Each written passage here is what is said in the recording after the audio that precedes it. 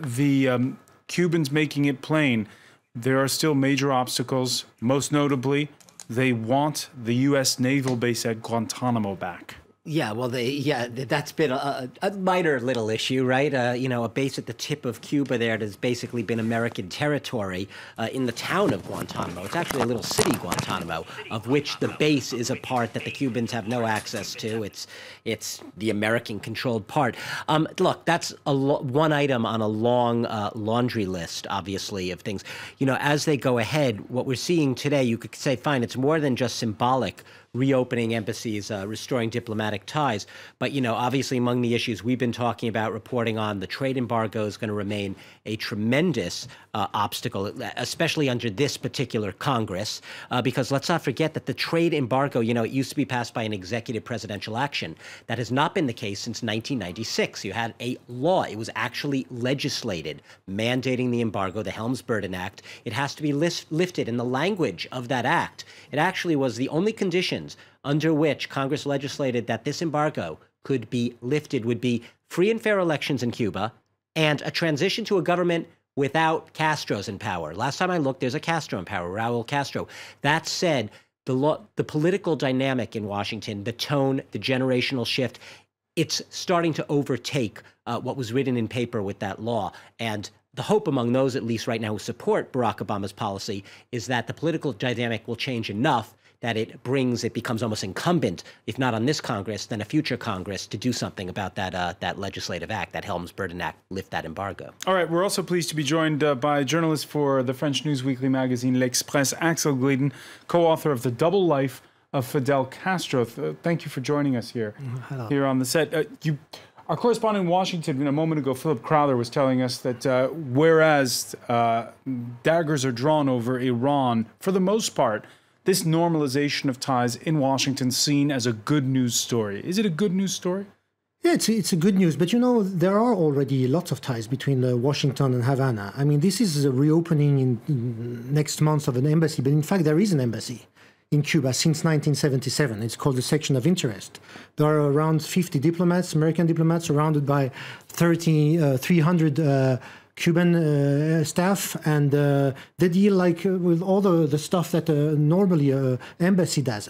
Technically, it's under it's a Swiss representation. There is not a single Swiss person in that building, but they are working as an embassy. Second point is there are other ties between Washington. There are, for instance, the Guantanamo base. There you have a monthly and I would say now weekly discussion and meeting between, on the one hand, military officers that meet since many years back, and they have a quite good relationship now. And it's very technical, but it's very, very polite and very, very cooperative. You also have doctors and scientists that have done some cooperation work there regarding, for instance, natural disasters. Then you have the economy. And the economy is every day you have a boat landing on Cuba packed with American food and pharmaceutical stuff. So that shows that the embargo is already in a way lifted. The problem with the embargo that you didn't have access to international loans. But as long as you have cash, and they have cash, Cuban have cash, thanks to Venezuela, you can buy as many, and even sugar is imported from the United States, which is ironic.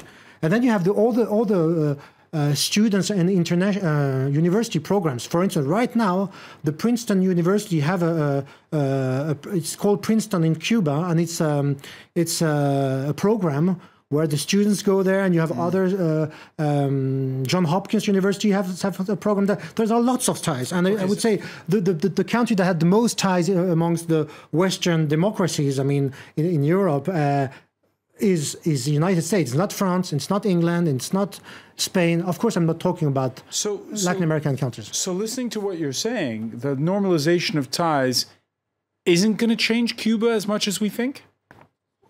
Well, in terms of politics, it won't change anything, I think, or not much. I mean, Cuban policy will remain the same.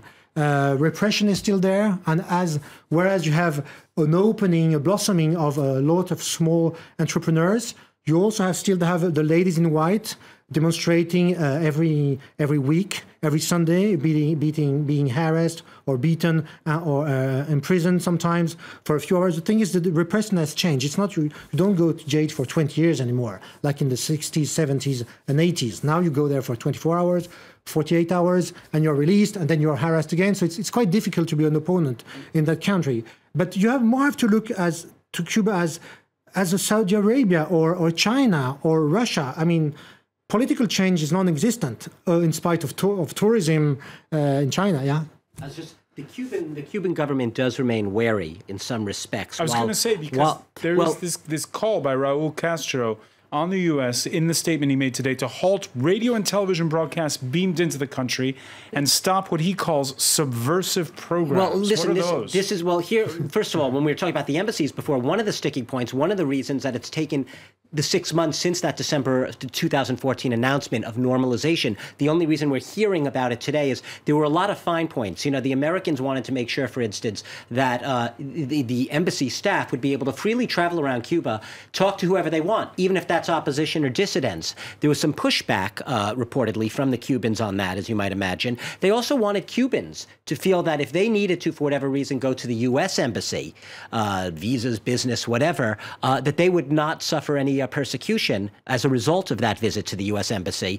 I was going to talk on the economic front. It's interesting statistic, I suppose, but I believe that the U.S. is Cuba's 7th largest trading partner when it comes to agricultural products. We're talking about the agricultural, the food stuff, and the other sector that is extremely promising is telecommunications. The problem being at this point is, as you know, if you've been to Cuba, the Wi-Fi connections are extremely slow. So it's one thing to institute open, free telecommunications. It's another thing to actually make sure that Cubans have access to free and high-speed enough networks to make it feasible. Okay, so Axel Glyden, you say Cuba will be open for business but remain closed politically. Yeah, so business means, well, now you have this blossoming of small entrepreneurs, but that doesn't make an economy. Opening bed and breakfast doesn't make an economy. You have tourists. And you have right now you have 2 million tourists every year traveling to Cuba. Now, if you can add to that 1 million extra American tourists, but I mean, those tourists, they don't have, and the naive belief that tourism will be some kind of democracy ambassadors that would change the mindset of the government is a bit ridiculous, because we have... There won't be a trickle down where there'll be more money coming into the country, people's standard of living are raised. And okay, so when you travel to Cuba, you rent a car, or you board a plane, or you rent a hotel. The money you give to these organizations, you're actually giving money to the regime, which controls 70% of the business in Cuba. As for foreign investments, you will see joint ventures. Once again, it's business you are doing with the state-controlled company, which are very effective, and many of the senior officers and generals that control that, they're well-trained. But you are, once again, reinforcing the elite. You have actually right now two kind of citizens. You have the elite that controls all this business, which will be reinforced by those. And you can see right now, actually, one good example of how this will change. It will change, in fact, the life of the elite.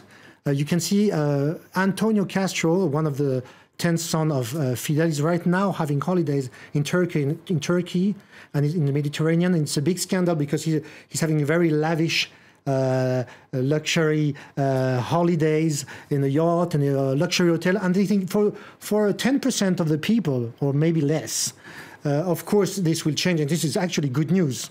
But for the rest of the people, well, they will have to keep their mouths shut and take what comes with, tips or small businesses. And they still have, I believe, the dual currency system, which is the hard currency, so to speak, not dollars, but the hard, and then the CUC, which are the peso and the CUC. The peso are what, sure, I guess your average ordinary Cubans use. So normalization of ties won't mean that Cuba opens up overnight. Axel Glyden, I want to thank you for joining us, co-author of The Double Life of Fidel Castro. Thank you, Douglas Herbert.